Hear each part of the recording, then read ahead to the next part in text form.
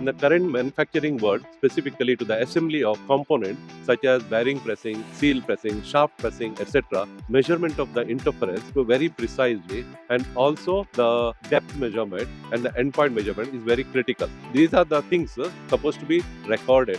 In our Neumatica machines, we do have data acquisition and data storage facility. And apart from that, we will do have a complete digitalization as well as the IoT, etc. These features are built in with our machines. I am Victor Edward D Souza, founder and managing director of Neumatica Technologies Private Limited, Bangalore, India.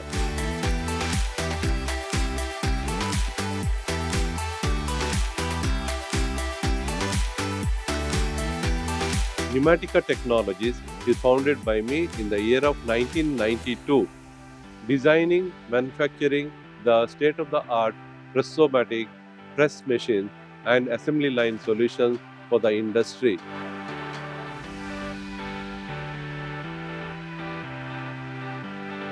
Please visit us hall number 13 and booth number F42.